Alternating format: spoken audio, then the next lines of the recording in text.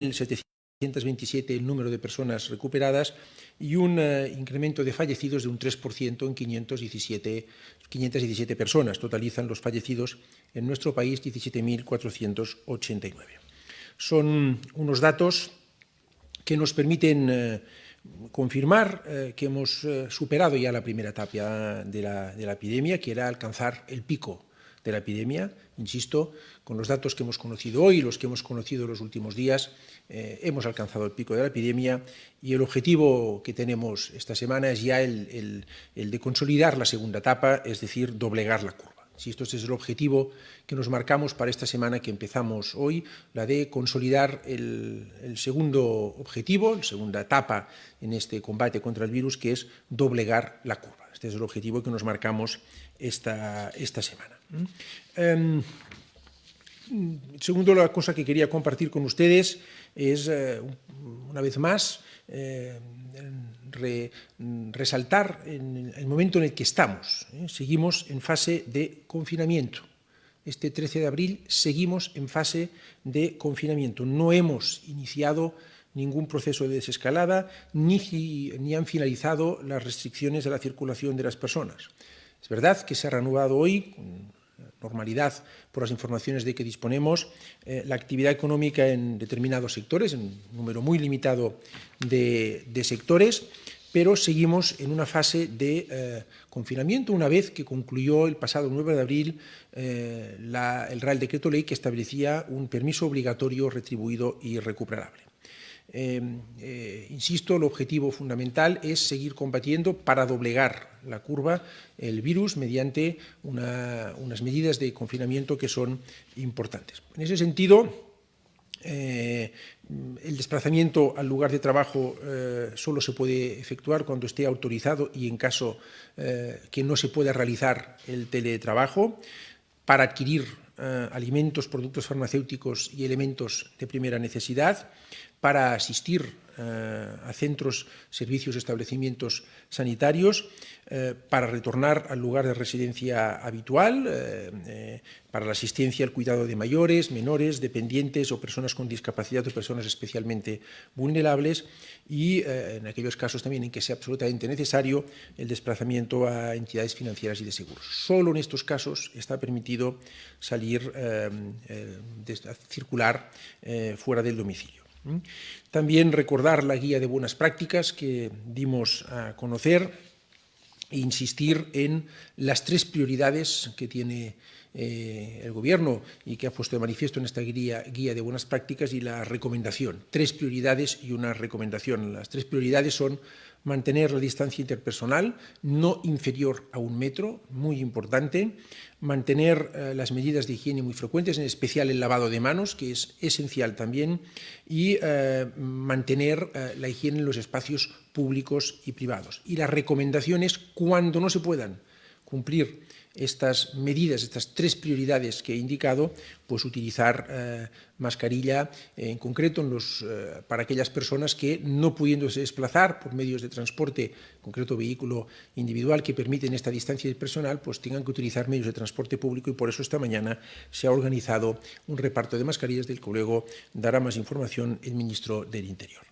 Y la tercera cuestión que quería compartir con ustedes es que esta tarde voy a reunirme de forma telemática, es decir, por videoconferencia, con los consejeros de Sanidad de las distintas comunidades autónomas en lo que es el pleno de la interterritorial del Sistema Nacional de Salud y vamos a trasladarles lo mismo que el presidente del Gobierno trasladó el domingo pasado, es decir, ayer, a los presidentes de comunidades autónomas. La idea central que voy a trasladar esta tarde es que el Gobierno quiere reforzar la coordinación con las comunidades autónomas y reforzar la comunicación entre el Gobierno y las comunidades autónomas. A esto voy a dedicar parte de mi intervención esta tarde con los consejeros y las consejeras de las comunidades autónomas. Acabar, como siempre acostumbro a hacer, agradeciendo el esfuerzo, el magnífico cumplimiento de los ciudadanos españoles de las medidas que ha decretado el Gobierno, que siguen siendo medidas muy duras, que hay que mantenerlas a pesar de que los datos indiquen, insisto, que estamos ya en el objetivo de consolidar la segunda fase de doblegar la curva, pero hay que mantener todavía estas medidas estrictas y, por tanto, agradecerles al conjunto de la ciudadanía el comportamiento que tienen y, naturalmente, también un agradecimiento para todo el conjunto de trabajadores de la sanidad que están atendiendo con un esfuerzo y un comportamiento muy encomiable a todos los pacientes de COVID-19. Le cedo la palabra al ministro del Interior. Muchas gracias, ministro. Buenas tardes a todas y a todos. Lo primero, también mis palabras que sean de tributo a los fallecidos, a sus familiares y de solidaridad con las personas que están pasando por la enfermedad, por el contagio y a los que esperamos una rápida recuperación.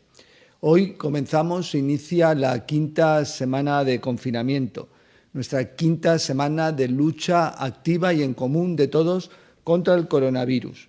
Una responsabilidad del conjunto de la ciudadanía que ha dejado durante estas semanas pasadas una clara muestra de lo que somos capaces de hacer todos juntos y que, como ha repetido en esta comparecencia y en otras el ministro de Sanidad, se está viendo ya en los resultados en cuanto a contagiados, en cuanto a curados. En ese sentido, está claro y es evidente que juntos y unidos, y es algo más que un eslogan, es la manera de poder vencer al virus. Es algo más, vuelvo a referir, que un eslogan. Y prueba de ello, también unidos en el día de hoy, y como ha anunciado y anunciamos el otro día, se ha empezado al reparto de 10 millones de mascarillas en distintos nudos, en todos los nudos de transporte principales de nuestra geografía. En el día de hoy se han iniciado a través de las comunidades autónomas que empezaban, hoy era un día laborable, y en las 8 restantes comenzará mañana.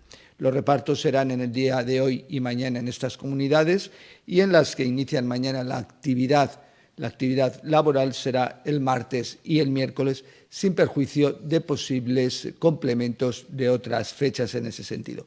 Pero decía que esto también es consecuencia de un trabajo de todos unidos y que todos unidos podemos, evidentemente, es la única forma efectiva de vencer al virus. En ese sentido, esto ha sido posible a través del Sistema Nacional de Protección Civil que fue activado con el Real Decreto de Estado de Alarma. El Sistema Nacional de Protección Civil coordina todos los sistemas, todos los departamentos de protección civil de las distintas comunidades autónomas y de las entidades locales, a través de la Dirección General de Protección Civil y Emergencias del Ministerio del Interior.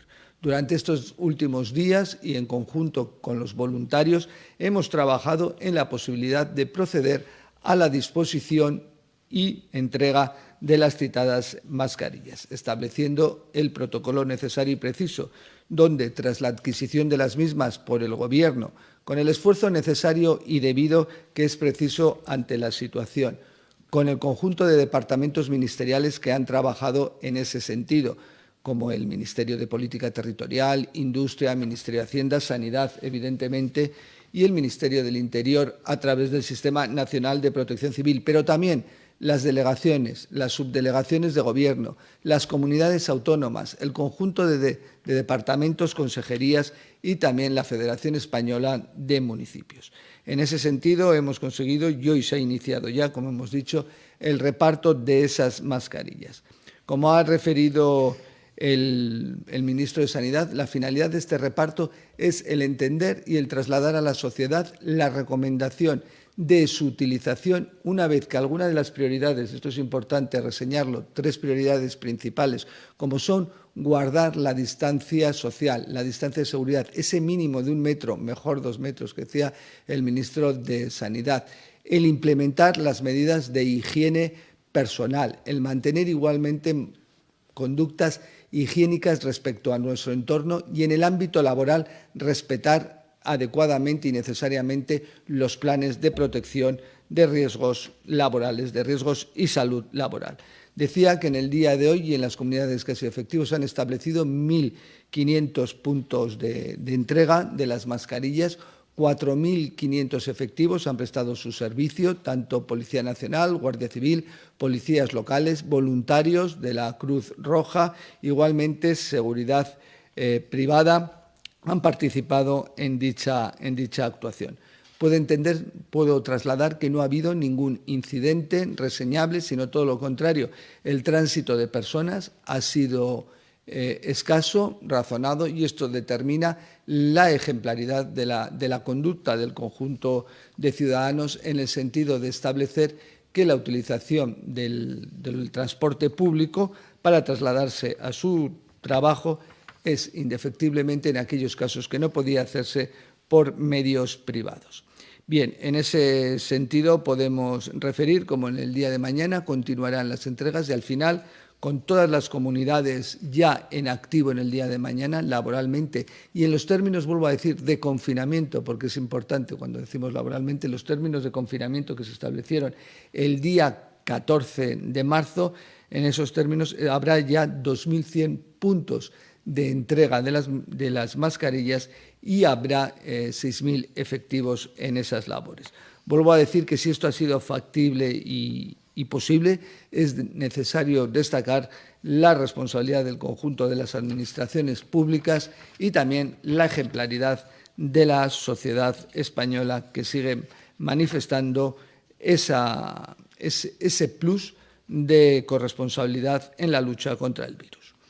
Dicho lo anterior, me gustaría trasladarles una cuestión importante y que ha sido objeto de distintas comunicaciones en prensa y también de preocupación o ocupación de la ciudadanía, que son los bulos y la desinformación.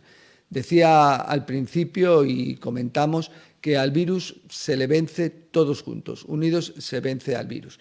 Y esto lo podemos observar en multitud y en pluralidades de actuaciones y en conductas que día a día podemos observar en distintas personas y sociedades.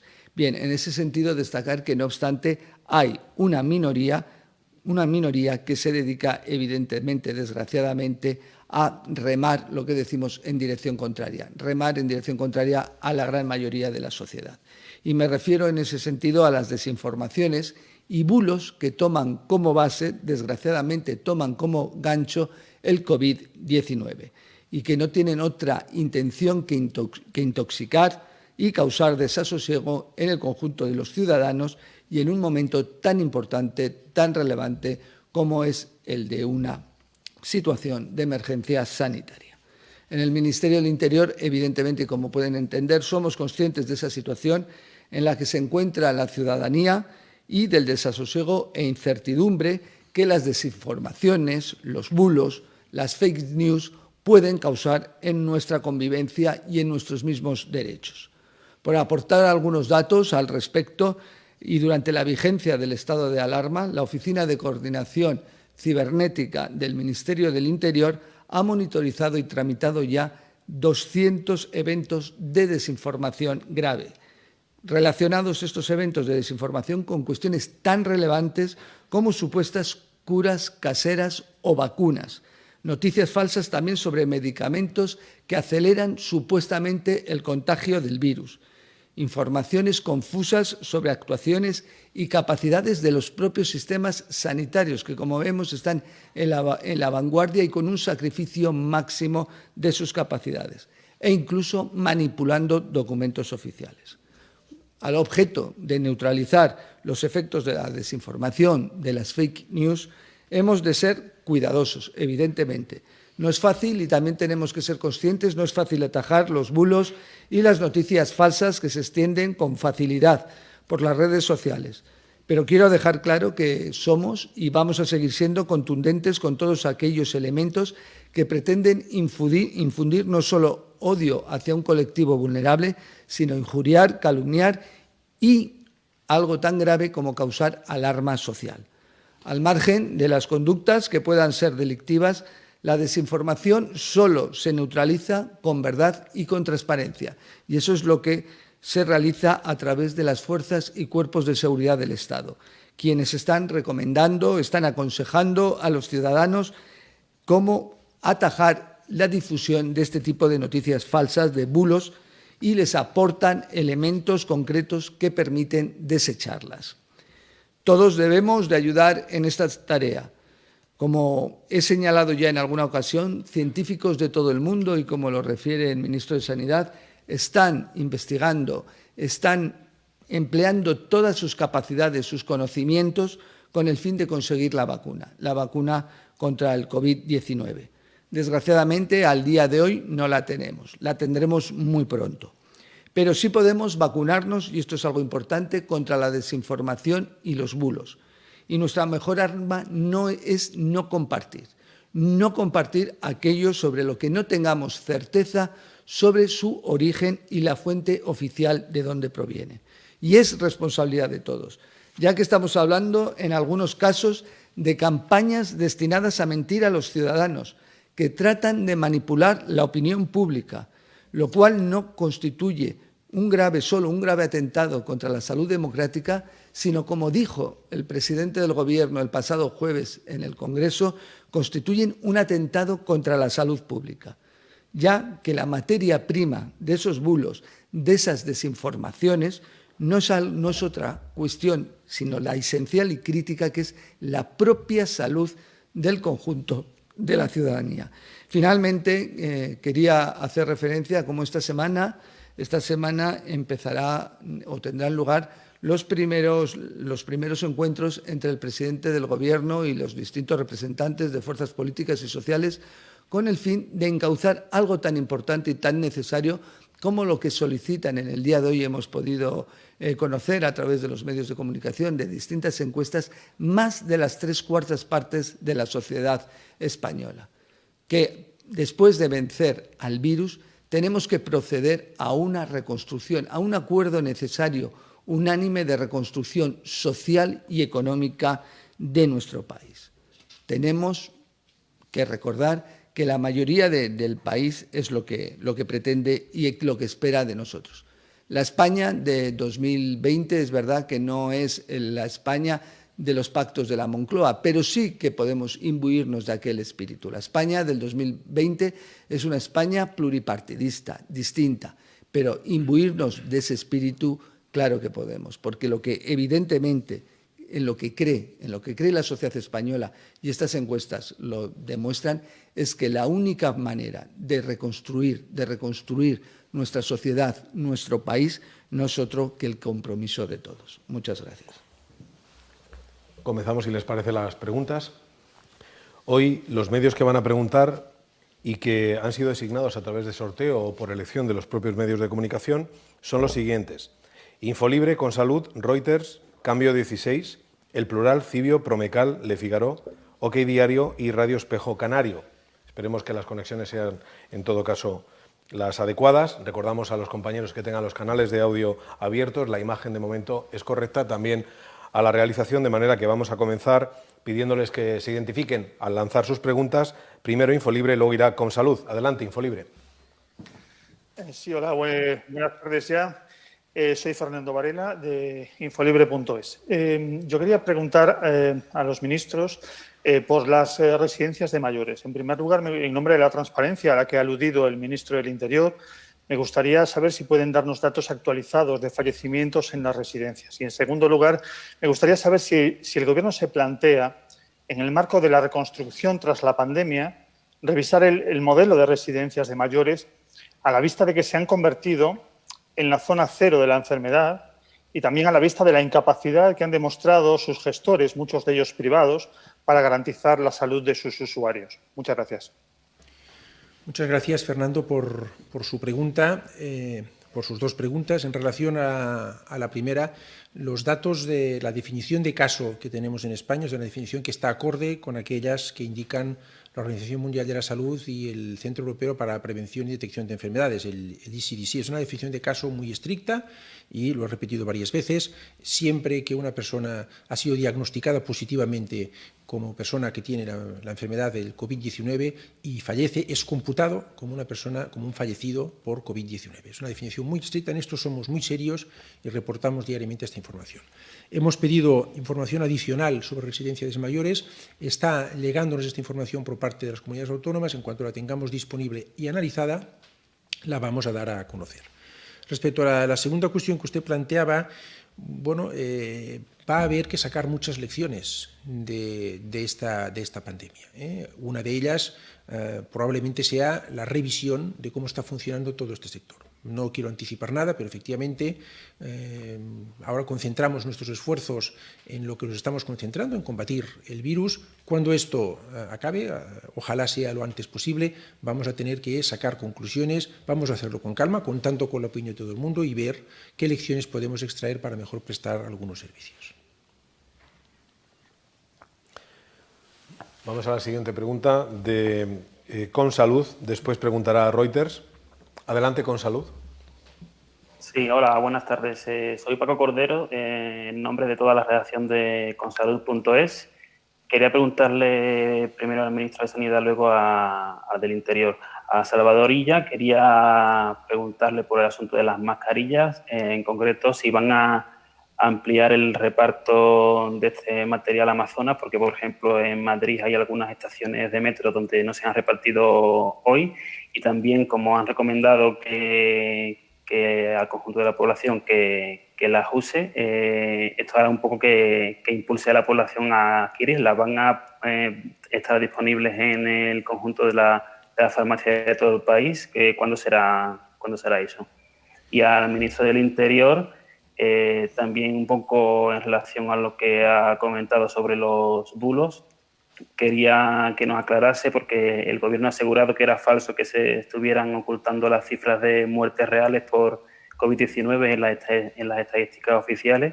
Sin embargo, Sanidad ha publicado un documento sobre el manejo de cadáveres en el que, de alguna manera, se insta a reducir al mínimo las autopsias. Se dice que se recomienda no realizarlas por el riesgo biológico de contagio que puede suponer. Entonces, ¿esto afectaría a la contabilización del número de fallecidos reales? Muchas gracias, Paco, por sus preguntas. Respecto a las mascarillas y a su uso, yo quiero recomendar que hay 3 prioridades y una recomendación. Las 3 prioridades son la distancia interpersonal, es quizá lo más relevante y lo más importante, mínimo 1 metro, idealmente 2 metros. La segunda es el lavado de manos y la higiene personal, y la tercera es la higiene en espacios públicos y privados. Cuando estas 3 medidas, que no son sustituidas por el uso de la mascarilla, cuando estas 3 medidas no puedan contemplarse, efectivamente, en línea con lo que recomendó el miércoles de la semana pasada el ECDC, el Centro Europeo para la Prevención de Enfermedades, nosotros recomendamos el uso de mascarilla y hemos definido una nueva categoría de mascarilla higiénica, que ya ha sido regulada por 2 normas UNE, que ya se han dado a conocer y se han publicitado estos días. Evidentemente, pensamos y trabajamos para que se active una producción nacional de esta nueva categoría de mascarilla higiénica. Entre tanto esto no se produzca, pues se hace una acción en línea con la recomendación que hace el Gobierno de, cuando no sea posible mantener las 3 prioridades que he indicado, pues que la gente la tenga disponible. Yo creo que la distribución ha funcionado bien esta mañana en aquellas comunidades autónomas en que se reanudaba la actividad laboral, y una parte pequeña de la actividad económica. Si hay algún punto que ha quedado desabastecido, pues se corregirá.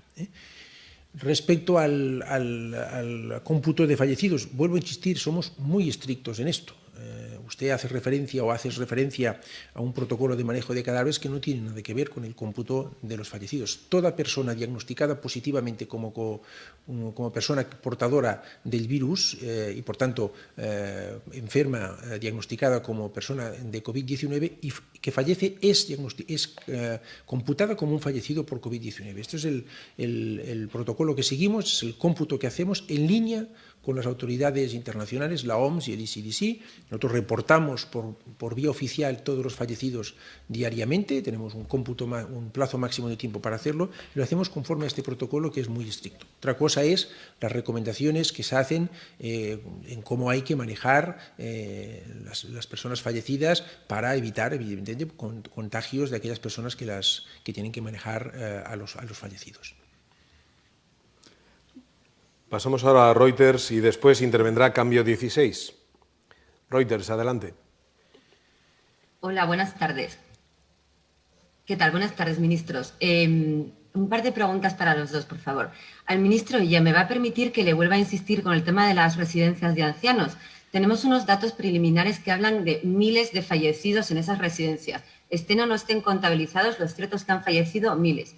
Queremos entender qué tiene que pasar exactamente para que el Gobierno intervenga de alguna forma en estas residencias y ponga en orden bien o los datos, que llevamos una semana pidiéndoselos y a día de hoy todavía no podemos tener datos ciertos de cuánta gente ha fallecido o qué protocolos están utilizando, si realmente se están separando a los enfermos a los residentes contagiados de los no contagiados, si se ha hecho finalmente alguna evacuación de personal sano, algo. Necesitamos algún tipo de información de las residencias porque estamos hablando en algunos casos como la Comunidad de Madrid o las dos Castillas de miles de residentes falleciendo y realmente cuesta entender que en mitad del estado de alarma no haya una contestación más contundente por parte del Gobierno de España, aunque las competencias sigan siendo de las comunidades autónomas. Y luego al ministro Marlaska, por favor, le quería preguntar, en primer lugar, si nos puede dar un importe de multas.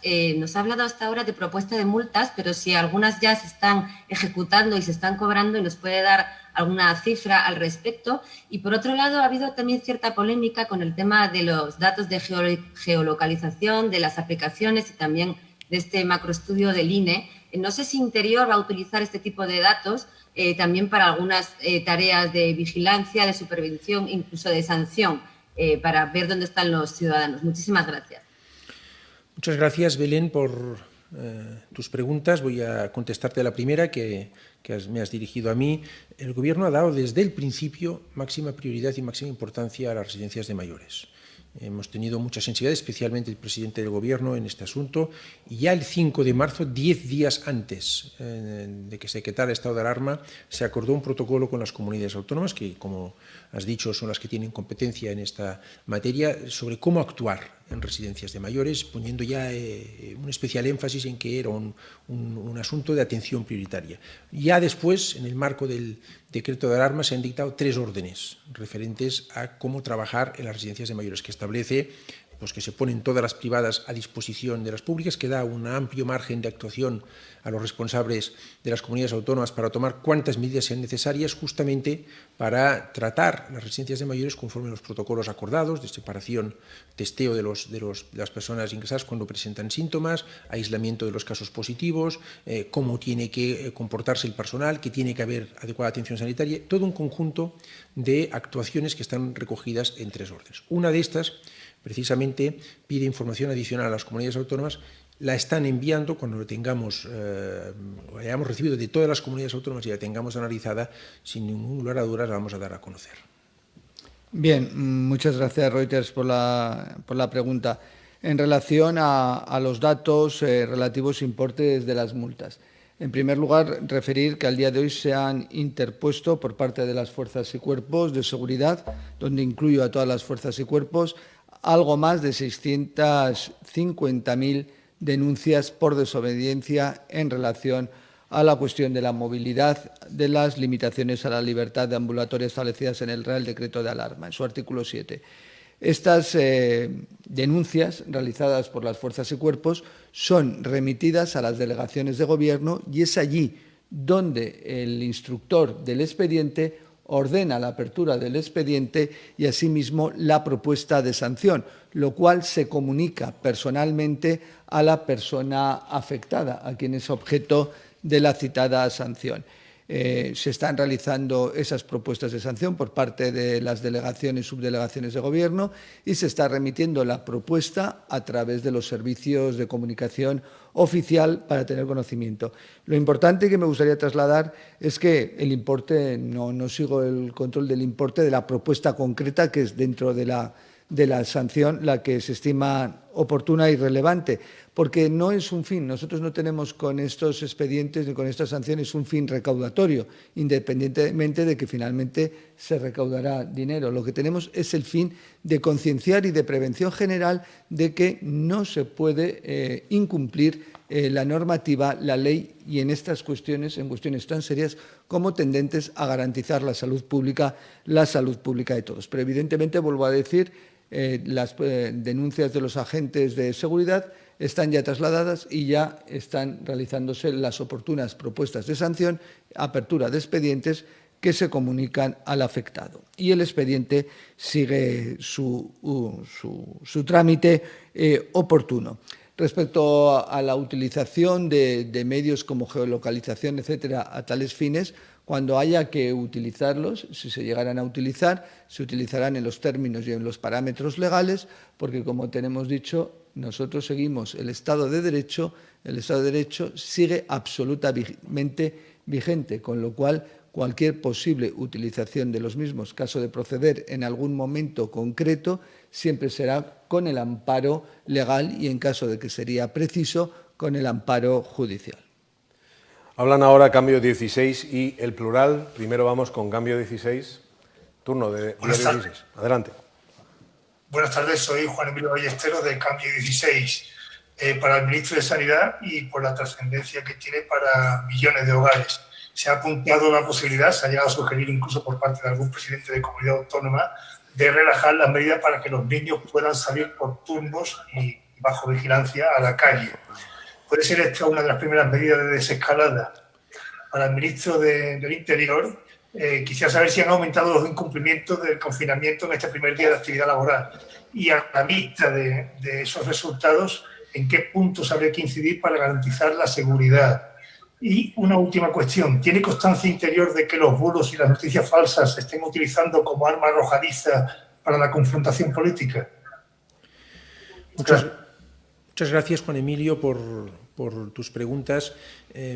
Efectivamente, ha habido planteamientos que se nos han hecho llegar en el marco de la propia Comisión de Sanidad, ante la que comparezco semanalmente, o en el marco de las conferencias de presidentes de comunidades autónomas con el presidente del Gobierno, en el sentido que comentas de permitir o de relajar las medidas por lo que hace referencia a los niños. Somos perfectamente conscientes del esfuerzo que significa para el conjunto de la sociedad, en particular para los niños y sus familiares, mantener ya, iniciando la quinta semana, unas medidas que evitan que ellos puedan salir. Vamos a actuar en este asunto con máxima cautela y con máxima prudencia, como hemos indicado en todo momento. Por tanto, cuando creamos que se den las condiciones de seguridad en base a los datos epidemiológicos, en base a las informaciones que vamos recibiendo y analizando cada día, para que se pueda hacer con seguridad, se pueda tomar esta decisión, pues la tomaremos y la daremos a conocer. De momento, siendo conscientes, insisto, del grado de sacrificio que esto comporta para las familias españolas, para los niños y para sus padres o familiares, pensamos que por prudencia y por cautela y conforme a la información de la que disponemos, hay que mantener todavía esta medida. Bien, muchas gracias, Cambio 16, Juan, por las preguntas. En relación al incumplimiento de las cuestiones relativas a la movilidad, he de decir que en el día de hoy no ha habido nada reseñable al respecto y no se me ha trasladado. Se ha mantenido un nivel uniforme de incumplimientos, vuelvo a decir, muy bajos, muy bajos, es decir, la responsabilidad de la sociedad española es manifiesta. Son excepcionales los incumplimientos, aunque ese número parezca muy alto de sanciones, 650.000, pero hemos de referir que estamos en un país de 47 millones y llevamos ya 4 semanas, iniciamos la quinta semana de confinamiento.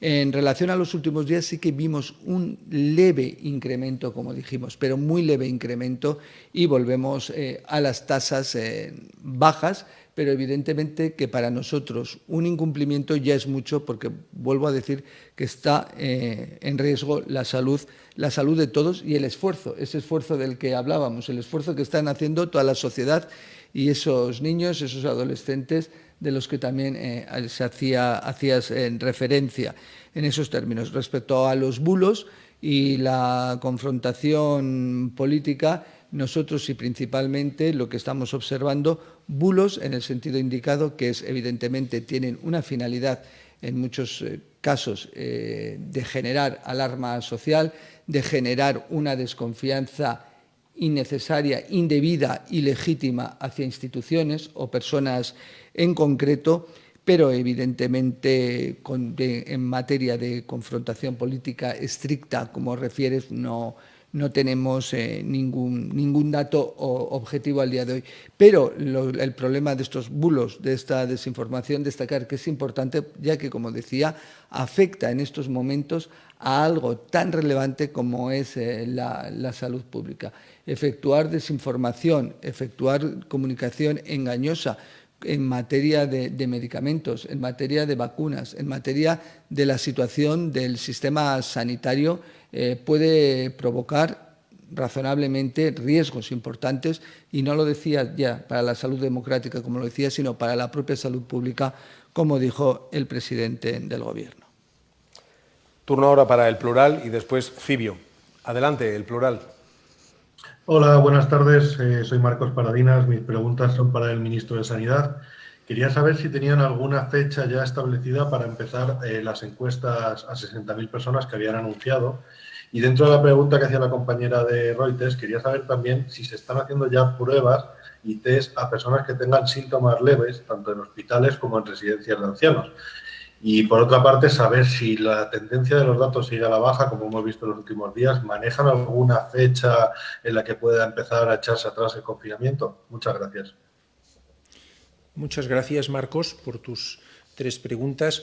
El estudio de seroprevalencia al que te referías, que efectivamente se va a hacer con una muestra dimensionada en colaboración con el Instituto Nacional de Estadística a más de 60.000 personas en el conjunto del territorio español para tener una información muy amplia de cómo está de extendido el virus por nuestro territorio, va a hacerse a partir de estos próximos días.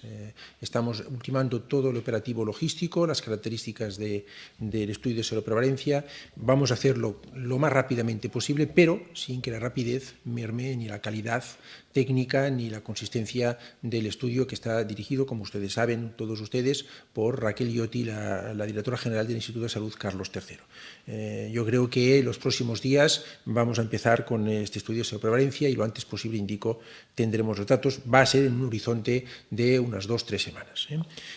Respecto a los test de diagnóstico del coronavirus, efectivamente, las indicaciones y los protocolos establecen que tienen que hacerse test prioritariamente a aquellas personas con síntomas graves o leves y establecen como 2 lugares especialmente relevantes para hacer los test, lógicamente en los hospitales, las personas que se dirigen a los hospitales con sintomatología compatible con el COVID-19 y las residencias de mayores. Especialmente en estos 2 sitios, con una prevalencia alta de la enfermedad, son indicados por sus características y conforme también al informe que nos hizo en su día el Centro Nacional de Microbiología del Instituto de Salud Carlos III, los test que llamamos de diagnóstico rápido, que, como siempre hemos indicado, son un complemento a los test PCR, que son los más fiables y en los que descansamos nuestra estrategia de testeo. En estos 2 sitios, estos 2 establecimientos, hospitales y residencias de mayores, por ser lugares con una prevalencia alta de la enfermedad, los test de diagnóstico rápido, son indicados. Se ha distribuido una cantidad importante, una primera oleada de 1 millón, una segunda oleada de 1 millón estos fin de semana en las comunidades autónomas, y por lo que a mí me consta, conforme al diálogo que mantengo muy fluido con las comunidades autónomas, han empezado efectivamente a usar estos test como un cribado rápido en residencias de mayores y en hospitales, con un resultado acorde con las condiciones de uso con las que se tenían que establecer. Respecto a fechas, nosotros no estamos en condiciones hoy de dar ninguna fecha. Estamos en condiciones de afirmar efectivamente que estamos en la segunda etapa, en doblegar la curva. Los datos nos van indicando esto, pero hay muchos modelos que ustedes seguro que han podido consultar y que les han llegado como nos llegan a nosotros. Nosotros vamos a ser muy cautelosos y muy prudentes en esto. Vamos analizando día a día cómo evoluciona la enfermedad. Vamos a actuar con mucha cautela y con mucha prudencia, siempre en base a evidencias científicas, las que podamos tener, porque también hay que decir con claridad a los españoles que hay muchas zonas de incertidumbre por lo que respecta a este virus. Cada día vamos conociendo más cosas, pero todavía hay un número importante de cosas que desconocemos. En base a la evidencia que nos proporcionan los expertos, el conjunto de personas que el Gobierno consulta permanentemente, pues vamos a tomar las decisiones respetando siempre al máximo posible los derechos y libertades de los ciudadanos e intentando anticipar todos los escenarios y todas las opciones que pensamos que podamos tener que aplicar en un futuro que ojalá sea lo más inmediato posible. Pero es muy importante que todo el esfuerzo colectivo que hemos hecho se administre con máxima prudencia y cautela. Y, por tanto, quiero pedir comprensión y quiero decir que, en fin, hay que entender que actuemos, insisto, con la máxima prudencia y cautela. Por tanto, no podemos anticipar, no estoy en condiciones de anticipar ninguna fecha en estos momentos. Ahora Cibio y después Promecal. Turno para Cibio. Buenas tardes, soy Ángela Bernardo de Cibio. La pregunta de nuestra redacción es: teniendo en cuenta que estamos en la 5ª semana de confinamiento, ¿de dónde vienen los nuevos contagios? ¿Tienen analizados cuáles son los posibles focos? Gracias. Bueno, pues muchas gracias, Ángela, por tu pregunta. Los centros de contagio, habiéndose reducido la movilidad mucho, pensamos que puede darse un contagio en los propios domicilios, por eso insistimos mucho en que también en el propio domicilio, cuando se tenga sintomatología, aunque sea leve, concorde con esta enfermedad, pues hay que ponerse en contacto con los centros sanitarios. Aquellas personas que tienen sintomatología leve y están en sus domicilios tienen que tener unas medidas muy estrictas de aislamiento en el propio domicilio, extremar las medidas de higiene, evitar al máximo los contactos con los familiares, y este es un foco importante. El segundo foco también relevante es las residencias de mayores, por eso ahí estamos poniendo todo el acento desde ya hace muchas semanas para monitorizar este centro y luego pues otros lugares donde haya circulación de personas si no se toman las medidas adecuadas, que insisto en las 3 prioridades que ha decretado o en las que hemos venido insistiendo en los últimos días. La distancia interpersonal es la medida más efectiva para evitar el contagio, idealmente 2 metros, mínimo 1 metro. El lavado de manos es también muy relevante en todos los sentidos, y la higiene en los lugares, espacios públicos y privados. Todo esto se encuentra detallado en la guía que hemos dado a conocer, y además, cuando no se puedan cumplir estas 3 medidas, que son las más prioritarias a juicio de los expertos, pues el uso de la mascarilla es recomendable cuando, insisto, no se puede mantener la distancia interpersonal. Turno ahora para el grupo Promecal y después preguntará Ale Figaro. Promecal, adelante. Sí, hola, ¿qué tal? Muy buenas tardes, ministros, y muchas gracias. Mi primera cuestión es para el señor Illa, el ministro de Sanidad. Si le he entendido bien en una respuesta anterior, creo que el Gobierno mantiene la intención de realizar los test masivos a la población para poder terminar de dibujar ese panorama de extensión del virus, y si eso se va a realizar con la colaboración de las comunidades autónomas. Esa es la primera. Y en segundo lugar, al señor Grande Marlaska, al señor ministro del Interior, ha mencionado en su intervención inicial los pactos de la Moncloa, esos a los que hacía referencia el presidente del Gobierno no hace mucho, y decía que no son los mismos tiempos que entonces. Mi pregunta es, ¿cree que sí se dan los mimbres y los liderazgos políticos que había entonces para poder replicarlos? Gracias. Muchas gracias, Javier. Efectivamente, nosotros, conforme también a lo que nos comentan los expertos y los epidemiólogos, pensamos que una de las estrategias importantes es hacer cuanto más test mejor. Se ha llamado test masivos, de acuerdo. Estamos haciendo, quiero insistir en ello, unos 20.000 diarios de promedio en el conjunto de España, es una cifra alta. Estamos trabajando para ampliarla, para hacerla crecer de forma considerable. Los test de diagnóstico rápido complementan estos 20.000 test de promedio que venimos haciendo. Administran los test las comunidades autónomas, son ellas las que tienen la red asistencial y los mecanismos para administrar estos test, y se hacen conforme a los protocolos que se han ido acordando con ellas y que son de conocimiento público. Hay que testar primeramente a aquellas personas que presentan una sintomatología grave y, en segundo lugar, a aquellas personas que presentan una sintomatología leve. Conforme vaya habiendo más disponibilidad de test PCRs, iremos ampliando este abanico. Y también, como he dicho antes, pues muy importante, las residencias de mayores, que tienen un trato específico. Ya desde el inicio, incluso antes del decreto de estado de alarma, se aconsejaba siempre que fuera posible la aplicación de test en estos establecimientos.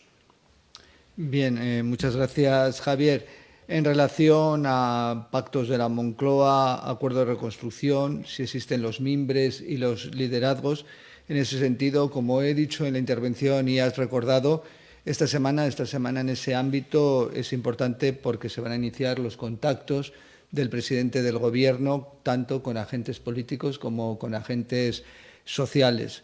Es importante recordar cómo el presidente del Gobierno, desde hace algunas semanas, viene reseñando la importancia de ese acuerdo de reconstrucción social y económica, consecuencia de la crisis sanitaria y de los efectos en ambos espacios. Sobre los mimbres y los liderazgos, hoy hemos escuchado las declaraciones del presidente del Partido Popular, del señor Casado, del líder de la oposición, donde ha manifestado que acudirá al llamamiento del presidente, para hablar de la reconstrucción, para hablar social y económica de nuestro país.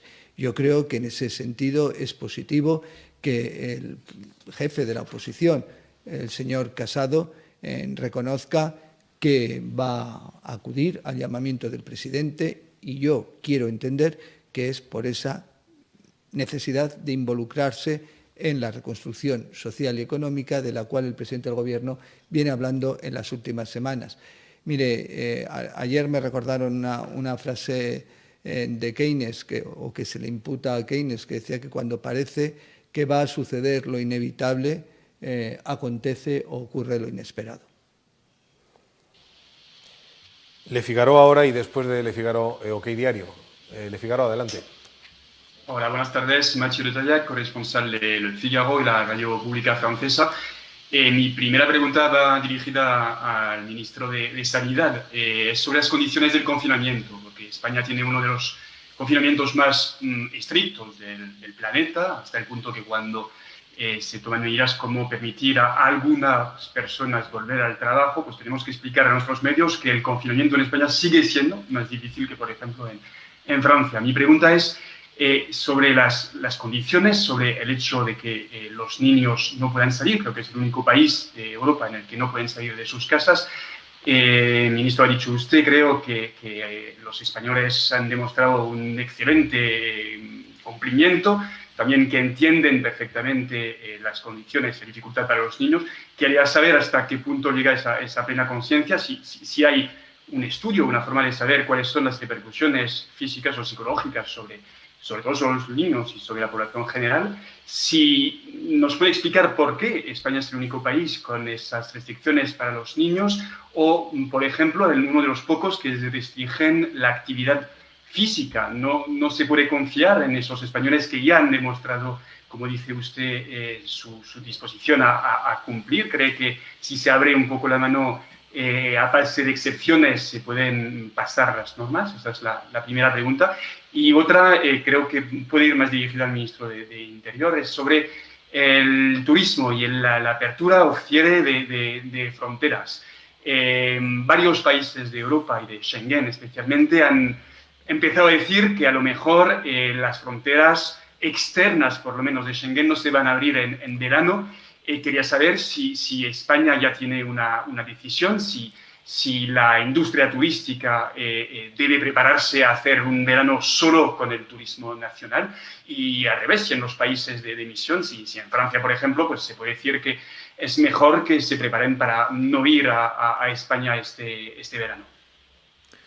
Muchas gracias, Mathieu, por tus dos preguntas. Voy a responderte a la primera. Efectivamente, España es uno de los países de Europa, quizá el país de Europa, con unas medidas de confinamiento más estrictas. Somos conscientes de ello. También que fue el primer país de Europa en número de contagiados y en número de muertos en decretar el estado de alarma y en adoptar estas medidas que son muy estrictas. Se ha hecho por prudencia, por prudencia. Nosotros valoramos, conforme a lo que nos decían los expertos, que había que tomar medidas drásticas que siguen en vigor, que aumentamos a los 15 días con el permiso obligatorio remunerado y recuperable para los trabajadores por cuenta ajena para evitar desestresar el Sistema Nacional de Salud y evitar que las UCI siguieran con niveles de ocupación muy, muy altos. Y en concreto es verdad que hay dos colectivos, el colectivo de los niños y el colectivo de las personas adultas que puedan hacer deporte individual, que no tienen permitida esta actividad. Es por prudencia. En el caso de los niños, porque son un vector de transmisión de la enfermedad, estamos al tanto de aquello que han determinado otros países, pero hemos preferido actuar con la máxima cautela y la máxima prudencia. Ambas medidas que usted menciona están siendo valoradas, y cuando pensemos que se dan las circunstancias de seguridad para que podamos adoptar medidas diferentes en este o en otro asunto, lo vamos a hacer. Y efectivamente, como usted decía también, el nivel de cumplimiento de estas medidas es impresionante por parte de la ciudadanía española, impresionante. No le diré que el Gobierno se ha sorprendido de ello, porque conocemos bien el talante de nuestros conciudadanos, pero es un nivel de cumplimiento muy, muy, muy alto, muy, muy, muy alto. Y lo que sorprende todavía más y impresiona más, y es motivo una vez más de agradecimiento en nombre del Gobierno, es que 4 semanas después de que haya estas medidas decretadas, al inicio de la 5ª semana los españoles siguen cumpliéndolas ejemplarmente. Quiere decir que hemos entendido todos la importancia, la necesidad, aunque sean duras, de dar cumplimiento a estas medidas. Muchas gracias, Le Figaro, por la cuestión, la pregunta. En ese sentido, se irá observando, se irá viendo. Ya hemos determinado que van a ser las cuestiones sanitarias el objetivo primordial y principal. Ese es el que va a guiar todas las resoluciones y también el principio de la salud pública y garantizar la salud pública del conjunto de ciudadanos de la Unión Europea es el principio de las instituciones de la Unión, tanto de la Comisión, del Consejo como del Parlamento. El cierre temporal de las fronteras exteriores de la Unión Europea está acordado y permanecerá el tiempo que todos los países de la Unión Europea, y entendiendo la cuestión de la salud pública como el objetivo principal de su garantía, será la que determine la conclusión a adoptar. Ese cierre ya sabemos y conocemos todo que es excepto en lo que se consideran los trayectos esenciales. Pero no olvidemos que también muchos países en el marco de la Unión Europea también hemos acordado los controles internos dentro de las fronteras internas de la Unión Europea. Estamos en un momento muy temprano y yo diría que todos tenemos que mirar al futuro e incluso al futuro próximo en términos positivos, visto el esfuerzo que estamos realizando el conjunto de las sociedades. Y en este marco, no solo la española, sino el conjunto de la sociedad europea. Pero que todo el mundo, y como no puede ser otra cuestión, el objetivo principal, primero, es vencer al virus. Vamos en buen camino y lo que tenemos es que vencerle a la mayor brevedad para proceder inmediatamente a esa reconstrucción social y económica de la que hablábamos. Y dentro de los términos del principio, que esto es importante, de solidaridad y responsabilidad, que son la guía principal de la Unión Europea en todo su ámbito y en todas sus competencias. Ahora pregunta OK Diario y finalizará esta ronda de preguntas con Radio Espejo Canario. OK Diario, adelante. Sí, buenas tardes al ministro Grande Marlaska. Querría, si nos puede explicar bien, cuando habla del abastecimiento el fin de semana, si se refiere a que se podrán comprar las mascarillas o que se darán de forma gratuita. Recogiendo también la pregunta de la compañera Belén antes sobre las sanciones, ¿a qué se prevé destinar lo recaudado con las sanciones del estado de alarma? Y si hay la posibilidad de que toda esa recaudación se destine a la sanidad pública o a la investigación. Y también para el señor Marlaska, quería preguntarle cuál es la situación actual en las prisiones españolas. Hace unos días los presos de Ocaña hicieron un conato de motín por falta de médico en el centro. En Valdemoro hay estancias en celdas de 24 horas.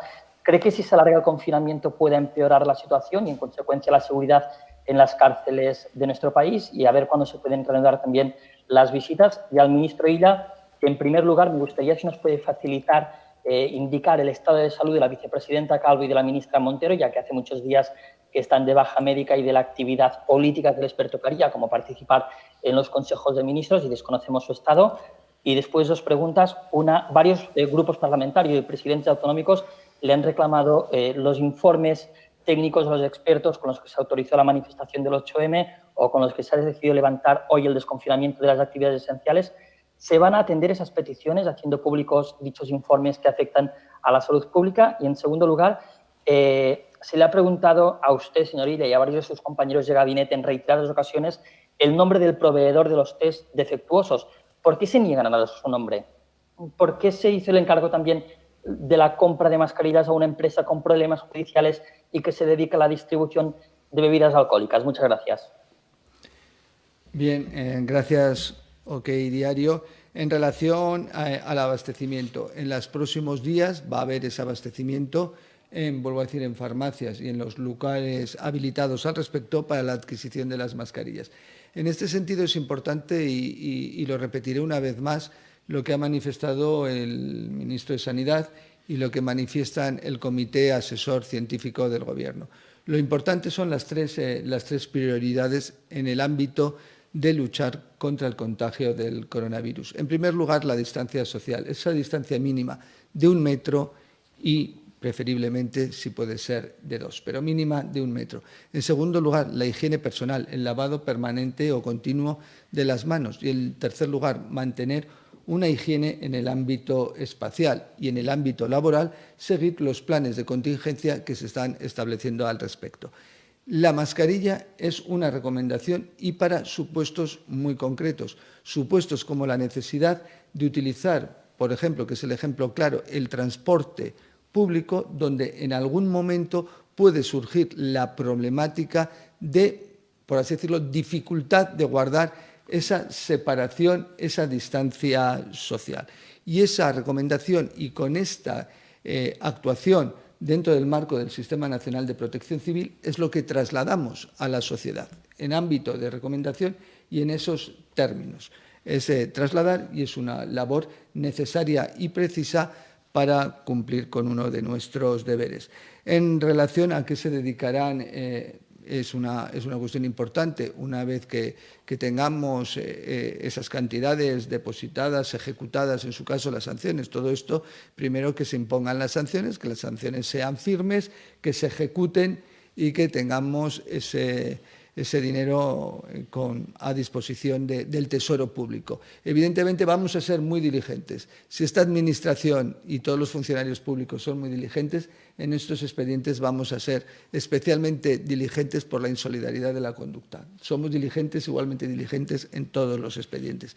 Pero el destino, pues dentro de las posibilidades que sean factibles, el Tesoro Público, Hacienda, podrán determinarlo, y seguro que será muy importante definir esa cuestión. Cuando llegue, evidentemente, se hablará seriamente de la misma.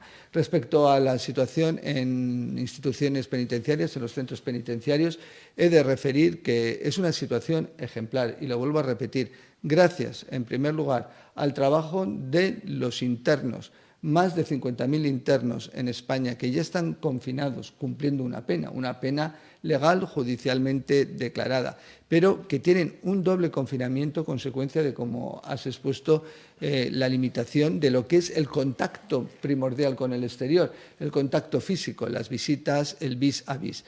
Pero se ha completado y se ha compensado con instrucciones muy concretas de instituciones penitenciarias, de su secretario general y del conjunto del Estat, en el sentido de fomentar y compensarlo con mayores comunicaciones como videoconferencias, videollamadas, un número mayor de llamadas. Pero vuelvo a decir, la conducta del conjunto de los internos es ejemplar. Incluso podemos observar y vemos que transmiten ellos el agradecimiento al personal sanitario por lo que están haciendo por el conjunto de la sociedad, y asumen perfectamente que se les limite aún más sus derechos en razón. Es decir, es una manifestación más de solidaridad. Y, evidentemente, al trabajo ejemplar de los funcionarios de instituciones penitenciarias, quienes trabajan de una forma ejemplar y denodada para mantener el orden y la seguridad dentro de los centros penitenciarios, y más en estos momentos de una especial dificultad. Ha habido pequeños incidentes que son los que has recordado, lo cual denota evidentemente esos pequeños incidentes que no han tenido trascendencia alguna, lo que estaba comentando, la ejemplaridad de la conducta y actitud y comportamiento de los internos y la profesionalidad manifiesta de los funcionarios. Pequeños incidentes que fueron solventados y alguna pequeña queja que evidentemente fue atendida. Pero vuelvo a decir que me extiendo un poco, pero es importante que reproduce y reitera la ejemplaridad de ambos comportamientos. Y el retorno de las visitas, finalmente, de hecho a las visitas, pues cuando sea factible. Evidentemente las visitas depende de la libertad y de la movilidad, de la libertad ambulatoria del conjunto de la sociedad, del conocido artículo 7 del Real Decreto del Estado de Alarma. Muchas gracias, Joan, por tus preguntas. Respecto al estado de salud de la vicepresidenta y de la ministra Montero, no hay ninguna novedad reseñable. Cuando la haya, se dará a conocer oportunamente por el órgano del Gobierno encargado de hacerlo. Respecto a los informes en base a los cuales el Gobierno va haciendo un seguimiento de la epidemia y en base a los cuales también toma sus decisiones, yo semanalmente comparezco ante la Comisión de Sanidad y Consumo del Congreso de los Diputados y remito a todos los grupos ahí presentes los informes respectivos. Respecto a los test que algunos daban defectuosos, hemos explicado y reitero la explicación, eran unos test con marca CE que podían ser comercializados en el ámbito de la Unión Europea. Una vez se recibieron estos test, el Gobierno hizo comprobaciones ulteriores para verificar sus condiciones de uso. Viendo que esas condiciones de uso no se ajustaban a nuestros propósitos y nuestras demandas, estos test fueron devueltos al proveedor que nos suministró. Y respecto a los proveedores de mascarillas, indicar dos cosas. El material que hemos comprado llega de una forma regular y permanente, las mascarillas han llegado, cumplen los requisitos también necesarios para su correcto uso y para su distribución, y todos los procedimientos de contratación que seguimos desde el Gobierno en referencia a este material sanitario y a cualquier otro tipo de producto que adquiramos cumplen unos estándares altos, por cierto, que naturalmente las personas a las que adquirimos estos productos en un momento difícil del mercado, no hay que olvidarlo, también cumplen con los requisitos y los estándares que fija el Gobierno, que indico son altos desde todos los puntos de vista. Con las 6 preguntas del compañero de OK Diario superamos ya la veintena de preguntas en esta rueda de prensa, que va a concluir con la intervención de Radio Espejo Canario. Adelante, Radio Espejo Canario. Hola, muy buenas tardes. Una pregunta para el ministro de Sanidad y otra para el ministro del Interior. Al ministro de Sanidad, teniendo en cuenta que entramos en esa segunda etapa y teniendo en cuenta también los distintos ritmos que están registrando distintas comunidades autónomas, me gustaría referirme al hecho insular. En Canarias tenemos islas como el Hierro, donde solo hay 3 personas infectadas por el virus. ¿Es posible que Canarias sea ese laboratorio donde ir practicando antes esas medidas de desescalada en el confinamiento, teniendo en cuenta el hecho insular? Estamos cerrados por mar y por aire también. Además, lo aconsejan los propios comités de expertos, también por cuestiones de salud. En Canarias tenemos los más altos índices de diabetes y de enfermedades cardiovasculares. ¿Sería posible que el archipiélago fuera ese laboratorio, ese banco de ensayo para comenzar a aplicar aquí esas medidas de desescalada en el desconfinamiento? También quería saber, al preguntar al ministro de Sanidad, si me puede decir el total de pruebas PCR que se han hecho en España y cuál es la capacidad diaria que tienen los laboratorios españoles para desarrollar estas pruebas. Y en cuanto al ministro del Interior, me gustaría preguntarle por la situación en los centros de internamiento de extranjeros. Recientemente ha tenido que ser un juez el que decretara que se vaciara el centro de internamiento de Barranco Seco, donde se estaban contagiando los internos. Tuvieron que pasar días hasta que finalmente ese centro se vació y se derivó a los inmigrantes a otras instalaciones.